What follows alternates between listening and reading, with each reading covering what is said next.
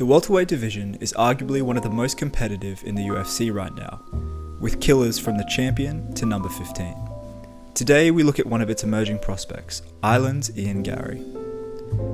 Ian Garry welcomes the comparisons to Conor McGregor, the man who inspired him into the sport. Although his debut met a little more resistance than McGregor, with Garry behind in the first round, he would nonetheless shut out Jordan Williams' lights before the round could close. Currently undefeated, there is plenty of debate over how far Ian Garry can go in this talent-rich division.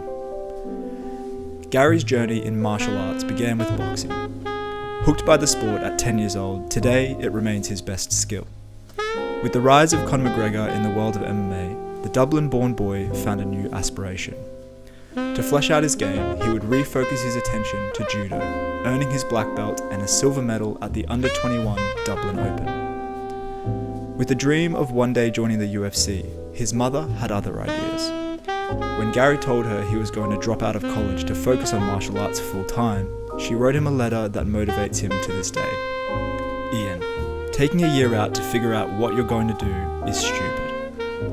I will not support someone who gives up on themselves and takes the easiest way out. Being the next Conor McGregor is not a fucking plan.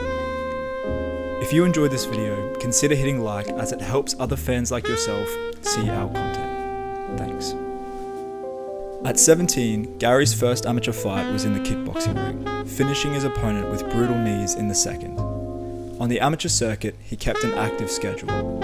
In 365 days, he would earn 6 stoppages and a split decision loss that he would avenge in the kickboxing ring, all in the same year. His impressive 2018 put him on the radar of the UK's top promotions. Cage Warriors would reach out to Garry's team early the following year, offering him a short notice fight. The win would earn him a contract at just 20 years old, drawing further comparisons to Conor McGregor. After 4 back-to-back finishes over some top European prospects, Cage Warriors would offer Garry a shot at their recently vacant welterweight title. An injury during camp and a change in management built tension between Garry and the coaches at Team KF, ultimately ending in their separation 10 days out. When he didn't report any cornermen, Cage Warriors threatened to pull the fight. Instead, Garry would request his friend, Paul Hughes, another top prospect who is currently an interim Cage Warriors champion, be his solo corner.